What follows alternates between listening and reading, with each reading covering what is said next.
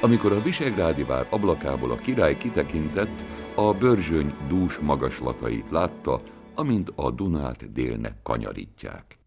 Az erdő bővelkedett a hiúzokban és más vadakban, s a király szívesen vadászott ebben az ősszel berzsenyszínű, gazdag birodalomban. Védeni ezt az erdőt és őrizni a vadjait pedig olyan szolgálat volt, amely apáról fiúra szállt, és napjainkban is nehéz, felelősségteljes hivatás.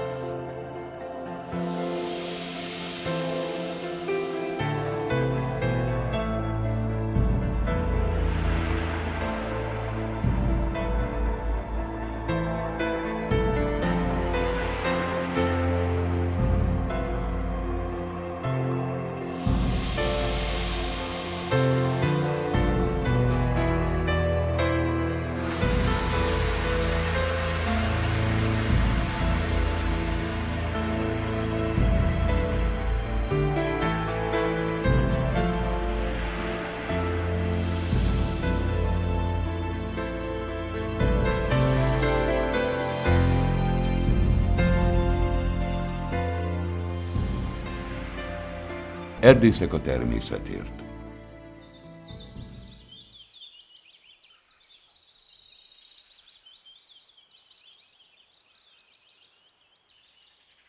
A természettel gazdálkodó erdész munkáját a múltbéli gazdálkodási módszereknek az ismerete nélkül nem lehet megítélni. A Börzsöny mai arca leginkább ennek a munkának az eredményeként jött létre. Nézzünk néhány példát, hogyan használták elődeink ezt a tájat. Az erdőispánságok erdőóvókat, erdőőröket tartottak fönn, ezeket latinul custodes silvarum, az erdők őrzői néven emlegetik az okleveleink, diplomáink. Ezek a Börzsönyben is éltek.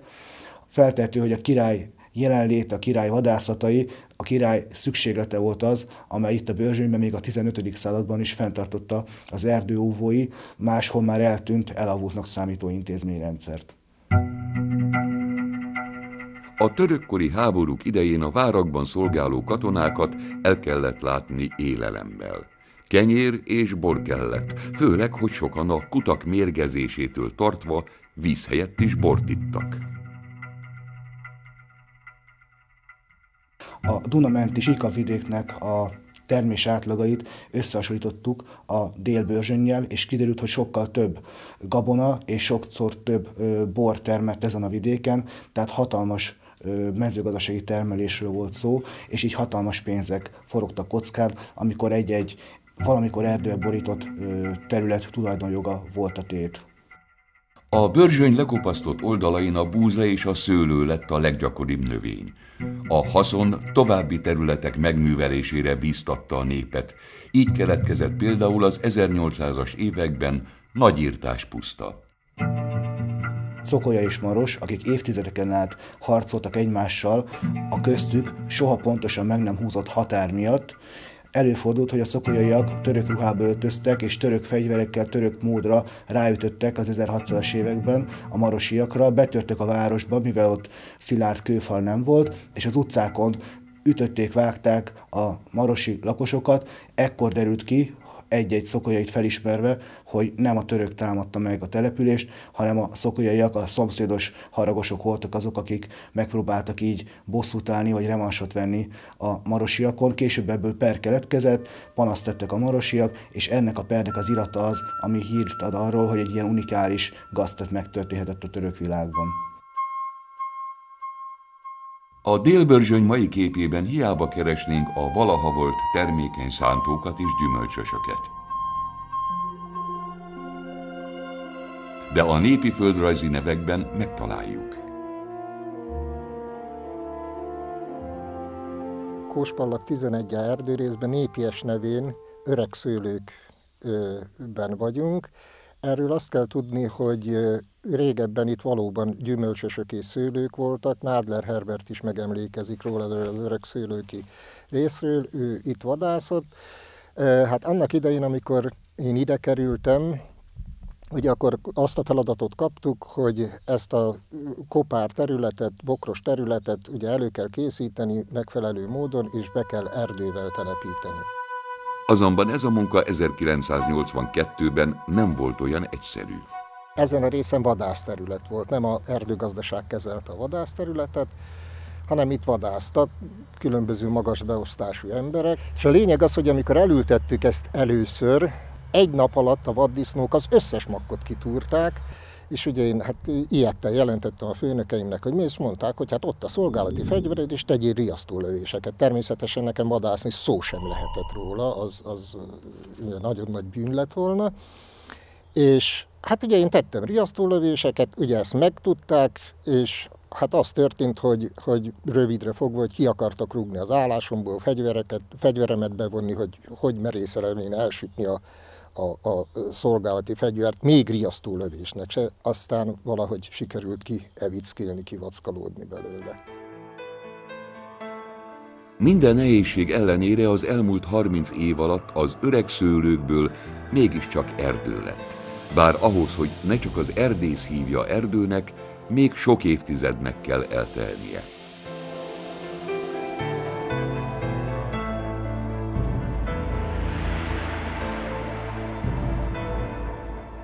Valaha ez az erdőrész is szántóföld volt. Most a helyiek csak szép erdőnek hívják. Az itt álló fák közül egy-néhány meg lehet, hogy bújtatta a hírhedt nógrádi betyárból lett erdőkerülőt, Sisapistát. De talán már akkor is éltek, noha csupán csemeték voltak, mikor a magyar nép szabadságharcát vívta. Az erdő lehet szép, mégsem biztos, hogy a terület fajgazdagsága a lehető legnagyobb. A rétek és a kisvizes élőhelyek helyreállítása mind az élővilág gazdagodását szolgálják.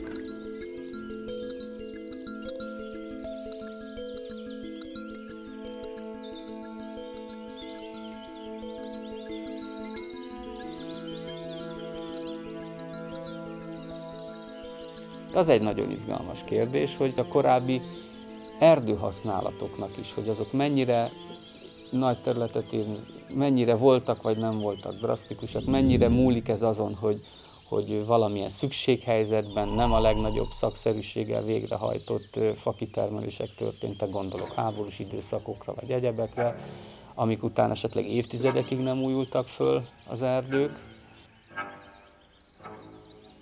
Ezért van szükség az erdész szakember beavatkozására, a hosszú távú gazdálkodási tervekre és a természetszerű erdőgazdálkodásra.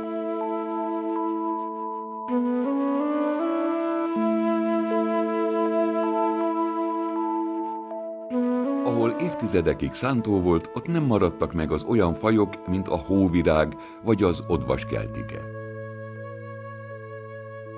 Pedig ezek az úgynevezett geofitonok, vagyis koratavasszal nyíló, a lombsátor záródását megelőzően pompázó fénykedvelő növények olykor tömegesen fordulnak elő a legjobb ismereteink szerint régóta erdőlakta területeken.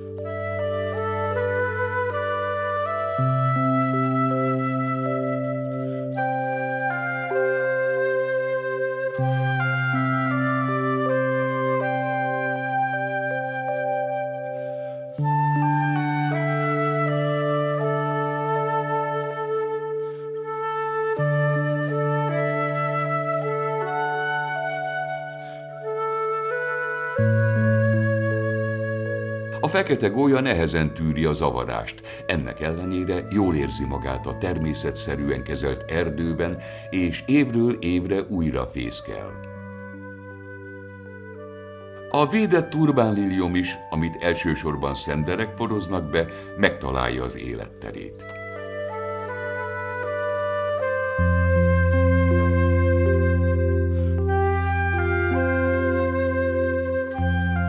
Célszerű, hogy ugye minden fafaj olyan termőhelyen forduljon elő, ahol neki a legjobb.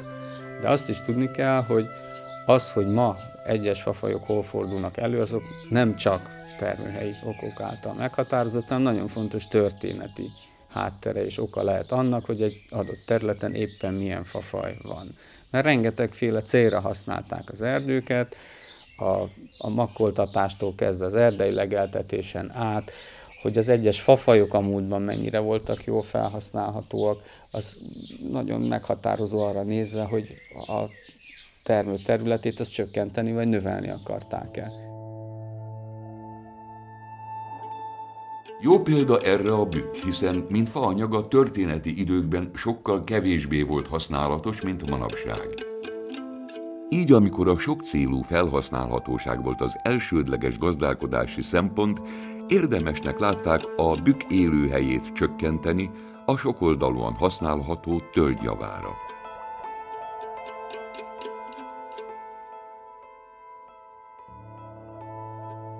És lehetetlen nem beszélni Trianonról sem. Ekkor ugyanis Magyarország elvesztette erdeinek 85%-át. Fenyvesünk szinte semmi nem maradt. A fenyő pedig nem csak az iparból hiányzott, hanem az emberek lelkéből is. Lehet, hogy nem is csak a néhai szántók szorulnak rekonstrukciós munkálatokra? Jól lehet, egyetlen hektárnyi erdő sem szolgálhatja egyszerre a faanyagtermesztést, a fajgazdag növény- és állatvilág megőrzését és a turisztikai célokat. A Börzsönyben ezeket a törekvéseket egyezteti össze a területet kezelő Ipolyerdő Zrt. És a Duna-Ipoly Nemzeti Park, akik közösen felelnek az élőhelyért és a védett természeti értékek megőrzéséért. Napjainkban a magyar erdők majdhogy nem fele olyan területen áll, ahol Trianon idején nem volt erdő. Nagy részükön akácot, fenyőket, nemesnyarasokat vagy más nem őshonos fafajt, például bálványfát találunk.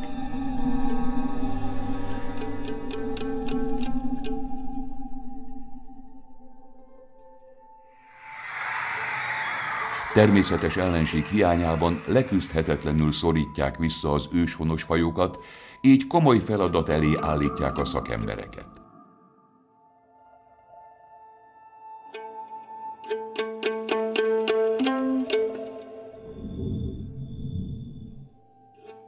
A bálványfa Kínából származik, és szinte semmire sem jó. A fűtőértéke csekély, egyetlen erénye, hogy jól bírja a városi környezetet. A versengésben további előnyt jelent számára, hogy nem fenyegetik betegségek, és a vadak sem kedvelik. Nagyon gyorsan nő, képes akár 1 centis évgyűrűt növeszteni, és termése szélcsendes időben is messze elrepül. Van egy olyan tulajdonsága a bálványfának, amire van egy csúnya szó, az allelopátia, hogy akár a lehullott levélből olyan vegyületek jutnak vissza a talajba, amik a többi növény fejlődését gátolják, megmérgezik, és még a gyökerén keresztül is tud ilyen vegyületeket kijuttatni a talajba.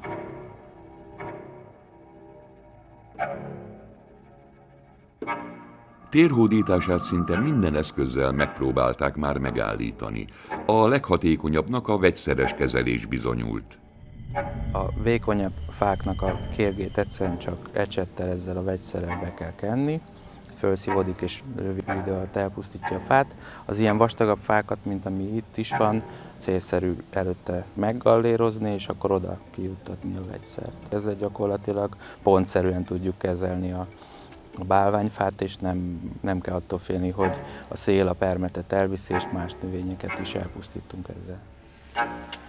De vajon miért kell megvárni, hogy talpon száradjanak? Nem lenne egyszerűbb tavasszal kivágni őket? Azért nem lenne egyszerűbb fogni és kivágni, mert tulajdonképpen a bálványfának saját szempontjából nagyon jó tulajdonságai vannak. Ha kivágjuk, akkor elkezd sarjadni tőről, meg főleg gyökérről. Ennek a fának itt a talaj felszínhez közel találhatóak a gyökerei, tehát ilyen talajfelszín közelében messze elterjedő gyökerei vannak, és elkezd sarjadni, és egy helyet rengeteg sarj lesz pillanatok alatt ezen a területen. Nem csak az özönnövények, mint például a bálványfa és az akác leváltására van szükség. A tájhasználatból adódóan nem a termőhelyükön álló fafajt is le kell cserélni, erdészeti szakszóval szerkezet átalakítást is el kell végezni. Azokon a területeken, ahol hiányoznak a termőhelynek megfelelő anyafák, amelyek elvetnék az újulatot, ott az embernek kell makvetéssel vagy csemeteültetéssel pótolni ezt a folyamatot. Teljes bozótiltást csináltunk a területen, ezt lehet látni, és levágtuk az erdőt. Az erdőt körbekerítettük vadvédelmi hálóval, ugye ez tulajdonképpen ez egy méteres magas háló, ez csak a vaddisznó ellen való védelmet nyújt. Az erdők átalakítása alkalmával úgynevezett hagyásfákat, hagyásfa csoportokat hagynak a vágás területén a termőhelynek megfelelő fafajokból. Ezek nem a magvetés miatt szükségesek, és nem is csupán esztétikai szempontból fontosak. Lehet látni, hogy az elődeink is hagytak hagyásfákat, és abból van még egy fa, amit áll az erdőben, ami 2 generációval ezelőtt itt álló erdőnek a fája. Nagyon sok denevér lakik benne, egy öreg famatuzsálem.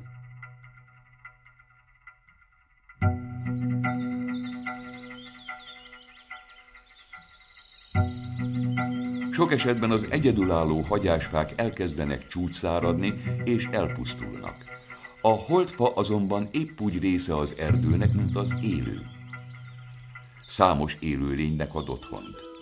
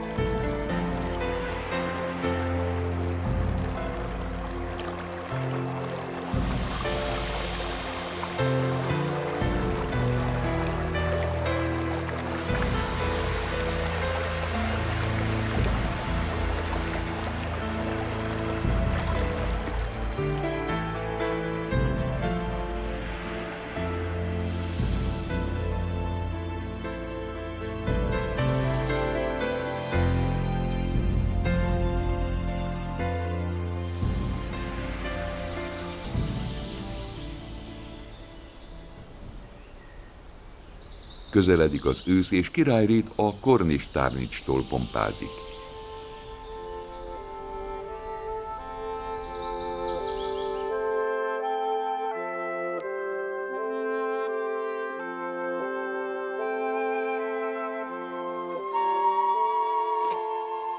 Mire makkot vet az erdő, a kihelyezett madárodukba beköltöznek a pelék, hogy ott átaludhassák a telet.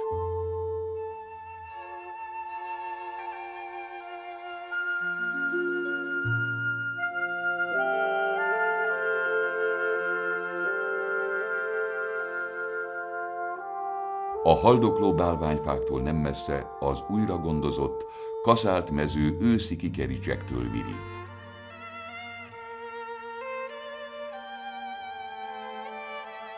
A bőséges magtermés az erdőbe csalja az erdészet magszedőit.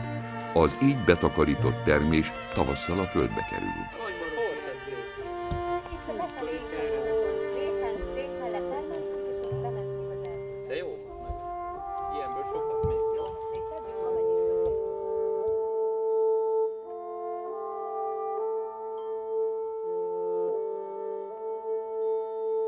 A fakitermelés ideje is közeledik már, ahol az erdő állapota lehetővé teszi, olyan erdőgazdálkodási módszerek alkalmazására van lehetőség, ami a természetes erdők működését igyekszik utánozni. Ez a Börzsöny egyes részein ma már üzemi méretekben folyik.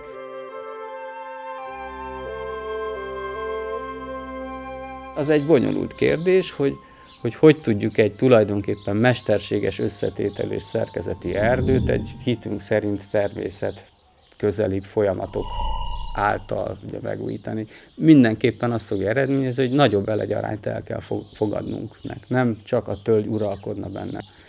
Aminek egyébként szerintem gazdálkodási szempontból nem feltétlen csak kára van, sőt, adott esetben egy rugalmasabb alkalmazkodást tesz lehetővé, akár piacilag is, meg hát a mai korban ugye a klímaváltozáshoz való alkalmazkodás kapcsán is szokás erről beszélni, hogy bizony egy fafaj összetételében is sokoldalú erdő talán alkalmazkodóképesebb. Mikor egy fa elpusztul vagy természetes bolygatás, például széldöntés hatására kidől, úgynevezett rék nyílik a lombsátron, ami ha megfelelő méretű, épp elég arra, hogy az újulatot fényhez juttassa, de az újulat fejlődését gátló növények megjelenését korlátozza. Ez a módszer csak egy-egy fát vagy kisebb facsoportot érint, és a fakitermelésben is sikerrel alkalmazható. A hosszú munka eredménye egy változatos összetételű, sokszínű erdő, amely képes folyamatosan ellátni az embert faanyaggal, anélkül, hogy megbolygatná a természet rendjét. Mi ez, ha nem természetvédelem? A termelt fát, ha lehet, lovakkal vonszolják ki a területről.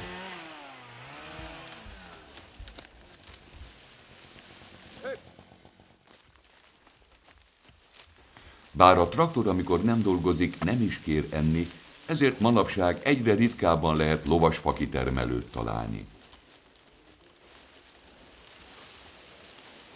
Pedig érdemes ezt a technológiát alkalmazni, mert kiméletesebb a visszamaradó állománnyal. És a munka végeztével hazavisz a hátán.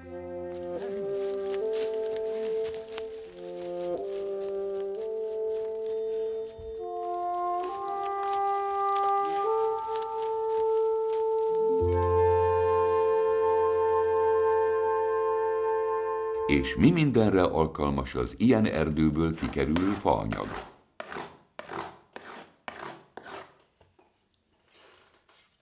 Alapvetően a fa kiválasztása, mint olyan, az már eldönti a hangszernek a jóságát.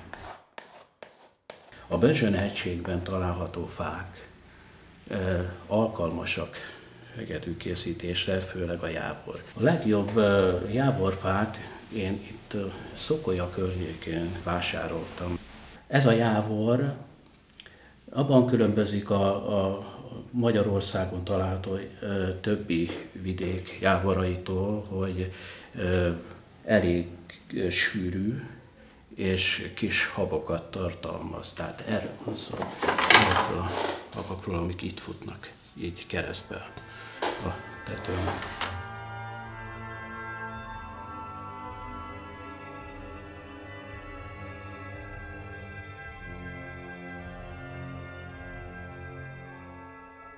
Egy hangszert csak hangszerfából lehet csinálni. Lehet szép a fa, lehet egészséges, de ha nem tartalmaz ezt az engést, amikor megütjük, nincs elrejtve már benne a hang, akkor az nem ér semmit.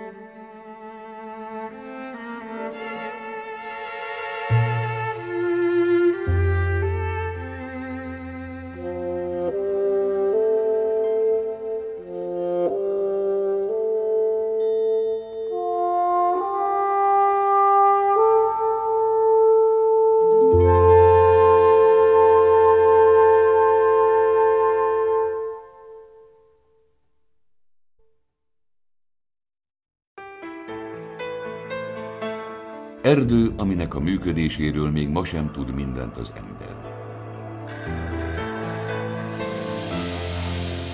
Sétálunk benne, anélkül, hogy tudnánk, kinek a keze munkáját őrzi. Az erdész szakemberek ma is csendben végzik a munkájukat, gazdálkodnak erdővel, vaddal, vigyáznak a természetes élőhelyekre, hogy az erdő adta sokszínűséget még unokáink is láthassák.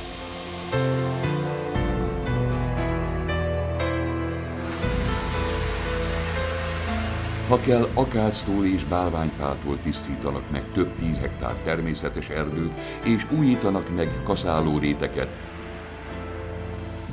vagy éppen az erdei állatok mozgását akadályozó kerítéseket bontanak le.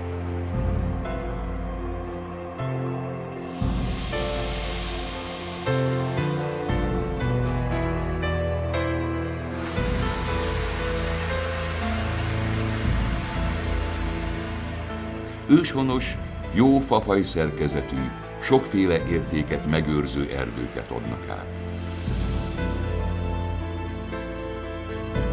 Úgy, ahogy az erdő is, növekszik csendben, napsütésben, hóesésben is otthont adva az élőlényeknek, nekünk.